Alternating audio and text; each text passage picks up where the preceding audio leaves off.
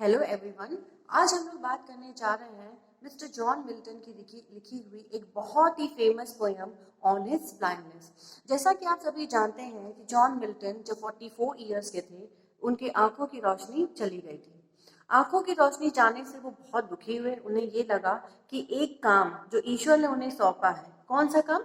Poems लिखने का काम, वो काम अब वो नहीं कर पाएंगे, इसलिए दुखी होते हैं। लेकिन जैसा कि आप जानते हैं कि कुछ रेफरेंसेस हर पोएट यूज करता है, इसमें भी दो रेफरेंसेस यूज किए गए। सबसे पहले रेफरेंस की हम अगर बात करें तो सबसे पहला रेफरेंस है हमारे पास, एक अब्राहम नाम का रिच आदमी था, यानी मर्चेंट था। वो जब व्यापार के लिए जाने लगा तो उसने अपने 3 सर्वेंट्स को कुछ पैसे दिए और उसने ये कहा कि जब तक मैं व्यापार से वापस लौटूं तब तक इस पैसे का पूरा 100% इस्तेमाल हो जाना चाहिए और उसका कुछ ना कुछ रिजल्ट मुझे दिखना चाहिए। जब अब्राहम अपने यात्रा से वापस आया तो उसने देखा कि उसमें 3 में से जो 2 सर्वेंट्स थे उन्होंने उसका काम फुलफिल कर दिया था, लेकिन जो थर्ड सर्वेंट था रियाज, ठीक है, वो ये काम नहीं कर पाया। तो नेचुरली वो मास्टर है इन तीनों सर्वेंट्स का, तो वो रियाज को बहुत ज्यादा डांटता है कि तुमने मेरे दिए गए काम को क्यों नहीं पूरा किया। इस बात को मिस्टर जॉन मिल्टन अपने पोयम में भी यूज करते हैं, जब वो ये कहते हैं कि ईश्वर मुझे मेरे द्वारा काम ना किए जाने के लिए डांट रहे हैं। अब नेक्स्ट रेफरेंस पे हम चलते हैं। नेक्स्ट रेफरेंस है हमारा एक जोशुआ नाम के लड़के का। ये जो लड़का था, इसका रेफरेंस हमें बाइबल में मिलता है। जो लड़का था ये blind, deaf and lame man था और इसका जन्म हुआ था नोरा नाम के एक गांव में। होता कुछ यूं है कि जो जोशुआ है, चूंकि वो ब्लाइंड है, बॉर्न ब्लाइंड है, एक बार जीसस क्राइस्ट उसके गांव जाते हैं। तो चूंकि वो ब्लाइंड है, डेफ है, लेम है, तो उसको सिर्फ ये रियलाइज होता है, लोगों के द्वारा ये बताया जाता है कि आज जीसस क्राइस्ट गांव में आ रहे हैं। हर इंसान, उस गांव का हर इंसान जीसस क्राइस्ट की सेवा करता है और खुश होता है। लेकिन जोशुआ बहुत दुखी है, उसको ये लग रहा है कि मतलब वो नहीं जा पा रहा है, अपने ईश्वर के दर्शन भी नहीं कर पा रहा है, वो क्या करे। जीसस क्राइस्ट जब पूरे गांव को आशीर्वाद दे चुकते हैं तो फाइनली रात के समय जब सोने का टाइम आता है तो वो स्ट्रेट फॉरवर्ड जोशुआ के कमरे में जाते हैं और उसको आशीर्वाद देते हैं। तो जो एक लाइन हमें ऑन हिज ब्लाइंडनेस में देखने को मिलती है, दो they also serve who only stand and wait, ये बात यहाँ पर अप्लाइड होती है कि जो लोग खड़े होकर अपनी बारी की प्रतीक्षा करते हैं वो भी ईश्वर की सच्ची सेवा करते हैं। तो ये दो रेफरेंसेस आपको ऑन हिज ब्लाइंडनेस में मिलेंगे। अब चलिए पोयम पढ़ते हैं। चलिए देखते हैं पोयम में क्या है। जैसा कि आप जानते हैं, in the year 1652 John Milton became blind at the age of 44। तो पोयम की शुरुआत को इस तरह से करते हैं, व्हेन आई कंसीडर। व्हेन मतलब जब कभी मैं ये सोचता हूँ, how my light is spent. तो यहाँ पे लाइट का मतलब रोशनी नहीं है, यहाँ पर लाइट का मतलब है आंखों की रोशनी, आंखों का प्रकाश। यानी पोएट ये कह रहा है कि व्हेन आई कंसीडर, जब कभी मैं ये सोचता हूँ कि कैसे मेरी आंखों की रोशनी चली गई, कैसे मेरी आंखों का प्रकाश चला गया। एर, एर मतलब बिफोर, यानी पहले। एर हाफ माई डेज, यानी वो ये कह रहा है कि अभी तो मैंने अपना आधा जीवन भी नहीं व्यतीत किया। In this dark world and white, यानी इस संसार में जो कि अंधकार पूर्ण है और जो कि बहुत ही विस्तृत है। तो इस अंधकार पूर्ण और विस्तृत संसार एक अंधे के लिए और ज्यादा अंधकार में हो जाता है। And that one talent, and that मतलब और वो एक योग्यता, वो skill.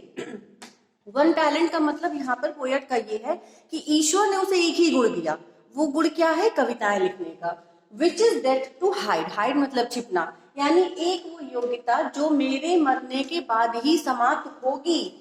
Lost with me useless, अब चूंकि मेरी आंखों की रोशनी जा चुकी है इसलिए वो मेरे साथ व्यर्थ हो रहा है। दो माई सोल, यानी यद्यपि मेरी आत्मा, मोर बेंट मतलब अधिक झुकाव, यानी मेरी आत्मा अभी भी कविताएं लिखना चाहती है, लेकिन क्योंकि मेरे जीवन आधा जीवन समाप्त होने से पहले ही मेरी आंखों की रोशनी चली गई है, इसलिए वो एक टैलेंट, वो इस एक स्किल मेरे साथ यूजलेस है, व्यर्थ हो रही है। नेक्स्ट स्टैंजा देखते हैं। To serve there with my maker, maker मतलब God, and present my true account, यानी कि जॉन मिल्टन ये कह रहे हैं कि जब मेरी आंखों की रोशनी मेरा आधा जीवन व्यतीत करने से पहले ही समाप्त हो चुकी है, तो इस स्थिति में मेरा वो जो एक टैलेंट था वो यूजलेस हो गया। तो अब मैं क्या करूं? क्या मैं सर्व मतलब सेवा करना, कुछ प्रेजेंट करना। जॉन मिल्टन ये कह रहे हैं कि जब मेरा वो टैलेंट यूजलेस हो गया है मेरी आंखों की रोशनी जाने की वजह से, तो सर्व देयर विद माय मेकर, तो मैं अपने ईश्वर की सेवा कैसे करूं? And present my true account, यानी मैं उनको ये कैसे प्रूफ करूं कि उन्होंने मुझे जो एक टैलेंट दिया था उसका इस्तेमाल मैंने बिल्कुल सही तरीके से किया है। लेकिन क्या होता है, नेक्स्ट ही रिटर्निंग चाइल्ड, और हो सकता है, चाइल्ड मतलब होता है डांटना फटकारना, यानी और ये भी हो सकता है कि वो बदले में मुझे डांटने ही लगे जब उनको ये लगे कि मैंने उनके दिए गए टैलेंट का इस्तेमाल सही से नहीं किया। Doth God exact day, exact day का मतलब होता है जब हमारी डेथ हो जाती है और जब हम ऊपर पहुंचते हैं, तो वहां पर जब जो एक बाइबल में एक रेफरेंस मिलता है कि ईश्वर हमारे सभी कर्मों का हिसाब किताब रखता है, तो उसी के हिसाब से कभी ये कह रहा है doth God exact day labour, यानी जब मैं एग्जैक्ट डे मेरा आएगा, यानी मेरी डेथ जब होगी, तो क्या लाइट डिनाइड, यानी क्या ईश्वर ये मानने से इनकार कर देगा कि मेरी आंखों की रोशनी चली गई थी, इसीलिए मैंने उनके दिए गए उस एक टैलेंट का इस्तेमाल सही से नहीं किया। आई फॉन्डली आस्क, यानी कोई तो अपने आप से ही पूछता है। आई फॉन्डली आस्क, यानी मैंने मूर्खता पूर्वक अपने आप से पूछा कि जब मेरी डेथ होगी तो क्या ईश्वर ये मानने से इनकार कर देगा कि मेरी आंखों की रोशनी चली गई थी, इसीलिए मैंने उनके द्वारा दिए गए एक टैलेंट का इस्तेमाल नहीं किया, और जब नहीं किया तो मैं उन्हें कैसे अपनी चीजों को सर्व करूं, उनकी सेवा करूं। बट लेकिन ये सारे प्रश्न पोएट मूर्खता पूर्वक अपने आप से ही कर रहा था, लेकिन पेशेंस टू प्रिवेंट, लेकिन उसके धैर्य ने फाइनली रोका, उसके धैर्य ने उससे कहा कि रुको, इस तरीके के प्रश्न करना ठीक नहीं है। क्यों नहीं ठीक है? That murmur soon replies, murmur मतलब बड़बड़ाहट, यानी मेरे ही दिमाग ने मुझे ये जवाब दिया, गॉड डथ नॉट नीड, यानी ईश्वर को किसी चीज की जरूरत नहीं होती है, ईदर मैन्स वर्क, ना ही मनुष्य के द्वारा किए गए कामों की, और हिज ओन गिफ्ट, और ना ही उसको किसी प्रकार के गिफ्ट की आवश्यकता होती है जो इंसान उसको देना चाहता है। यानी कि जो पोएट अपने आप से सवाल कर रहा था कि मैं ईश्वर को क्या प्रेजेंट करूंगा, क्या ईश्वर ये भूल जाएगा कि मेरी आंखों की रोशनी चली गई थी, इसीलिए मैंने वो टैलेंट इस्तेमाल नहीं किया, क्या होगा? लेकिन उसके धैर्य ने उसको जवाब दिया कि ईश्वर को किसी चीज की जरूरत नहीं है, ना ही इंसान के द्वारा किए गए कामों की, ना ही उसके द्वारा दिए गए किसी प्रकार के उपहार की। नेक्स्ट स्टैंजा देख लेते हैं। हु बेस्ट, यानी वो लोग जो सबसे सही तरीके से बेयर, यानी बेयर मतलब बेयर हिज माइल्ड योग, बर्दाश्त करना, झेल ले जाना। माइल्ड योग, योग मतलब छोटे मोटे जो कठिनाइयां, जो परेशानियां भगवान देते हैं ईश्वर इंसान को। Who best bear his mild yoke, यानी जो ईश्वर के द्वारा दी जा रही छोटी मोटी समस्याओं का सामना कर लेते हैं, उसको बर्दाश्त कर लेते हैं, दे सर्व हिम बेस्ट, यानी वही जो लोग ईश्वर के द्वारा दी जा रही कठिनाइयों को बर्दाश्त कर लेते हैं, उसका सामना कर लेते हैं, वही ईश्वर के सच्चे सेवक होते हैं।